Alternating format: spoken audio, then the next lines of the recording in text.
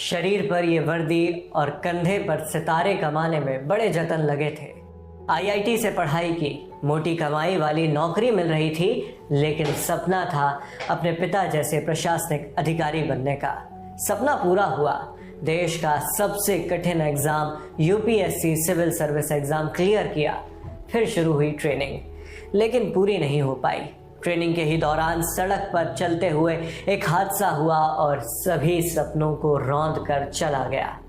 वो सपने जो सालों से उम्मीद बनकर हर्षवर्धन की आंखों में सजे हुए थे। महज 26-27 साल का एक लड़का जो पुलिस अधिकारी बनकर अपनी पहली पोस्टिंग के लिए जा रहा था।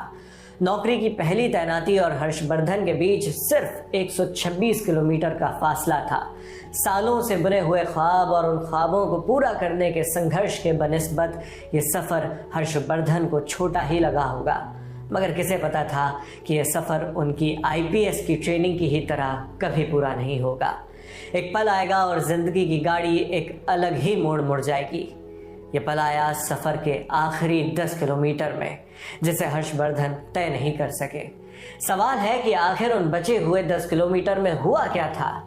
जवाब समझने के लिए सारी कहानी शुरुआत से सुनना जरूरी है। साल के आखिरी महीने का पहला दिन था, 1 दिसंबर, कि हर्षवर्धन सिंह कर्नाटका के मैसूर से हासन जा रहे थे। जैसा हमने आपको बताया, कर्नाटका के इन दोनों जिलों के बीच तकरीबन 125 किलोमीटर की दूरी है। चूंकि हर्षवर्धन 2023 बैच के आईपीएस ऑफिसर थे, इसलिए उनकी ट्रेनिंग अभी पूरी नहीं हुई थी। कर्नाटका पुलिस अकादमी यानी केपीए से 4 हफ्ते की ट्रेनिंग पूरी कर लेने के बाद अब बारी थी डिस्ट्रिक्ट ट्रेनिंग यानी जिला प्रशिक्षण की। ट्रेनिंग के इसी हिस्से के लिए वो हासन जा रहे थे। उन्हें हासन जिले के होले नरसीपुर में बतौर प्रोबेशनरी डीएसपी ड्यूटी पर रिपोर्ट करना था। आम शब्दों में कहें तो ट्रेनी आईपीएस के रूप में। क्योंकि ऑफिशियल काम था, इसलिए यात्रा के लिए ऑफिशियल गाड़ी भी मिली, सरकारी गाड़ी में सरकार की ओर से ड्राइवर भी मिला था। हासन जिला पुलिस के मुताबिक इस गाड़ी के ड्राइवर मंजे गौड़ा डिस्ट्रिक्ट आर्म्ड रिजर्व यानी डीएआर में कांस्टेबल हैं। यह गाड़ी हासन मैसूर रोड पर चल रही थी। इस रास्ते के आखिरी 10 किलोमीटर में किट्टाने गांव पड़ता है। इसी गांव के करीब शाम के तकरीबन 4:30 बजे हर्षवर्धन की गाड़ी का टायर फट गया। टायर फटते ही ड्राइवर मंजे गौड़ा का गाड़ी से कंट्रोल चला गया। बेकाबू हो चुकी गाड़ी सड़क किनारे मौजूद एक घर से जा टकराई। टक्कर इतनी जबरदस्त थी कि हादसे में हर्षवर्धन गंभीर रूप से घायल हो गए। इतना बड़ा हादसा देखकर तुरंत मौके पर स्थानीय लोग पहुंचे। उन्होंने हर्षवर्धन को रेस्क्यू किया और हासन के एक प्राइवेट हॉस्पिटल में भर्ती कराया, मगर हॉस्पिटल में भी उनकी हालत बिगड़ती रही।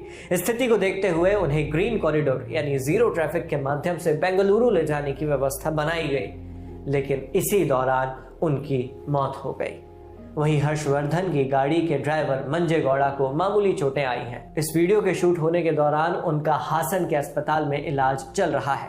हर्षवर्धन का परिवार मूल रूप से बिहार के पूर्णिया का रहने वाला है, मगर पिता की नौकरी के चलते वो मध्य प्रदेश में रह रहे थे। उनके पिता अखिलेश कुमार सिंह एमपी के सिंगरौली जिले में सब डिविजनल मजिस्ट्रेट यानी एसडीएम हैं। हर्षवर्धन मध्य प्रदेश के सिंगरौली जिले के देवसर इलाके के निवासी थे। देवसर एसडीएम अखिलेश सिंह का नवंबर में सिंगरौली जिले से रीवा ट्रांसफर हो गया था। रीवा जो मध्य प्रदेश का ही एक अन्य जिला है। हालांकि सिंगरौली से फिलहाल रिलीव न होने के चलते वो अभी रीवा नहीं गए थे।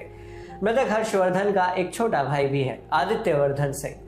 आदित्य आईआईटी दिल्ली से इंजीनियरिंग की पढ़ाई के बाद यूपीएससी सिविल सर्विसेज एग्जाम की तैयारी कर रहे हैं। एडीजीपी ट्रेनिंग आलोक कुमार ने इस हादसे पर दुख जताया है। उन्होंने कहा, हमने एक युवा और बेशकीमती जीवन खो दिया। सड़क सुरक्षा पर सभी स्तरों पर उचित ध्यान देने की जरूरत है। कर्नाटका के मुख्यमंत्री सिद्धारमैया ने भी इस दुर्घटना पर प्रतिक्रिया दी है। 2 दिसंबर की सुबह उन्होंने एक्स पर लिखा, हासन मैसूर हाईवे पर किट्टाने बॉर्डर के पास हुए भीषण हादसे में प्रोबेशनरी आईपीएस ऑफिसर हर्षवर्धन की मौत की खबर सुनकर दुख हुआ। ये बहुत दुखद है कि जब वे आईपीएस अधिकारी के रूप में कार्यभार संभालने जा रहे थे तब ऐसी दुर्घटना हुई। जब सालों की मेहनत रंग ला रही थी तब ऐसा नहीं होना चाहिए था। मैं ईश्वर से प्रार्थना करता हूं कि हर्षवर्धन की आत्मा को शांति मिले। मृतक के परिवार के प्रति मेरी संवेदनाएं। पोस्टमार्टम के बाद 2 दिसंबर की शाम हर्षवर्धन का शव उनके परिवार को सौंपा गया। हर्षवर्धन सिंह के परिवार के लिए यह खबर कितनी संवेदनशील है वो उनका परिवार ही समझ सकता है। एक सरकारी कर्मचारी जो अपनी रिटायरमेंट की उम्र के करीब करीब एसडीएम बनता है, एक एसडीएम जिसका बेटा ख्वाब लेकर उड़ान भरता है अपने पिता की लीगेसी को आगे बढ़ाने का, उस नए आयाम को छूते छूते यदि कोई पंछी आसमान से गिर जाए तो घोंसले में रहने वाले उसके परिवार पर क्या बीतती है सिर्फ सोचा ही जा सकता है।